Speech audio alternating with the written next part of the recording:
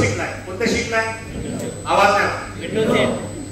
Window सीटला. पहिले बघायचं की आपल्या बाजूला कोण येऊन बसतं, त्यांचं वय काय, याचा अभ्यास लगेच बसताशिरी करता आला पाहिजे. आता ओळखलं की मॅडम आहे, रिकाम्या गोष्टी बाकीच्या शिल्लक करायच्या नाही.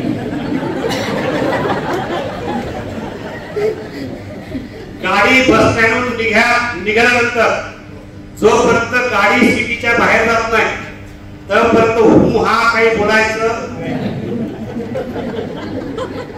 आणि गाडी बस स्टँडच्या बाहेर, गावाच्या बाहेर निघाली की मग आपला प्रोग्राम सुरू करायचा. आता मी कोणत्या सीटवर आहे? Window seat.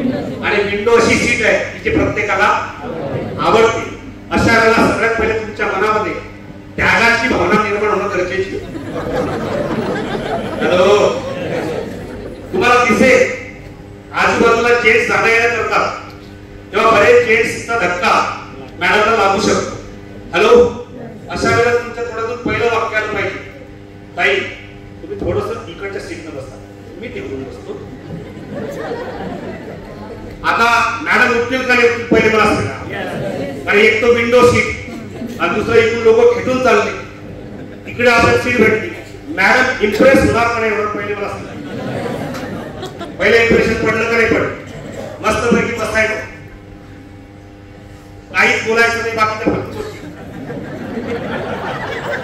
नाही तर मॅडमने तुमच्या म्हणण्याने ऐकलं ते सुरू नाही व्हायचं.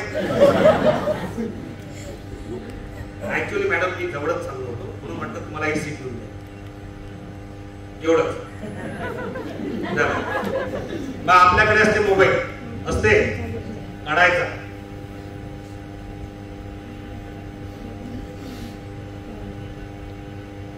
हा हॅलो, अच्छा, ओ माय गॉड, 100 फॅन स्टिपची ऑर्डर आहे त्यांना. बापरे, आपल्या क्रीम लय भारी आहे, याचा रिझल्ट ना भारी आहे. ती फोटो बघितले. अच्छा, त्यांना फेसवॉश पण पाहिजे.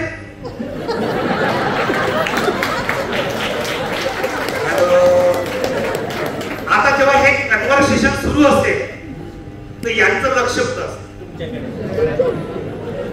बरोबर ना.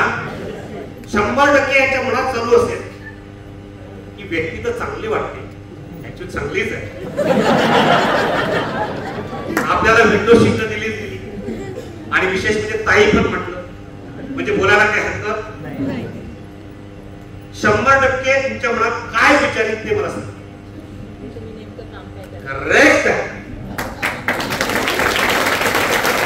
त्या 100% विचारतील की नेमकं तुम्ही काय काम करता आणि ही क्रीम भानगड काय. अशा वेळेला तुमच्या मोबाईल मध्ये ते फोटो पाहिजेत जे बिफोर आफ्टरचे रिझल्टचे फोटो आहेत. हॅलो, त्या क्रीमचे फोटो जर का तुम्ही त्यांना दाखवले की मॅडम बघा ताई हे छान रिझल्ट, ही आपली क्रीम आहे आणि याचे खूप चांगले रिझल्ट आम्ही घेतलेले आहेत आणि विशेष म्हणजे आयुर्वेदिक आहे आणि सगळ्यांना चालतात. हॅलो, एवढंच बोलायचं, बाकी जास्त भांगडी करायच्या नाही. आणि जेव्हा मी हे बोलत होतो तेव्हा लक्ष बघा काय, भराई मी इकडे बोलत होतो पण माझं टार्गेट कोण होतं? याला बोलतात कहीं पे निगाहे कहीं पे निशान.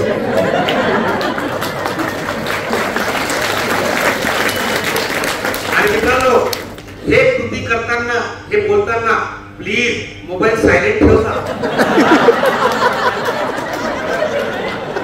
नाही तर मोबाईल जर का वाजला तर आपलं बँड वाजली. इथपर्यंत लक्षात आलं? पुढे आता पुढचं कन्व्हर्सेशन आहे, एक छान आहे. एक काम करा ना, तुमच्या सरांचा नंबर सध्या मला द्या, मी त्यांच्या व्हॉट्सअपवर पाठवतो. चुकून असं म्हणायचं नाही तुमचा नंबर द्या. तुम्ही जर का असं बोलला मॅडम तुमच्या सरांचा नंबर द्या, मी त्यांच्या व्हॉट्सअपला पाठवतो, तर ह्या म्हणतील त्यांचा कशाला. हॅलो, म्हणजे जे तुम्हाला पाहिजे ते डायरेक्ट नका देऊ, इनडायरेक्ट घ्या, ऑटोमॅटिक तुमच्यापर्यंत येईल. हॅलो, आता ह्या ओळख निर्माण झाली, क्रीम दिली, इथपर्यंत येईल. आता तुमच्या बॅग मध्ये फोल्डर आहे, इथपर्यंत येईल. पटकन काढून प्लान देऊ का? कारण मी बऱ्याचशा लोकांचे फोटो बघतो ग्रुपला, बस मध्ये चालू होऊन जातात.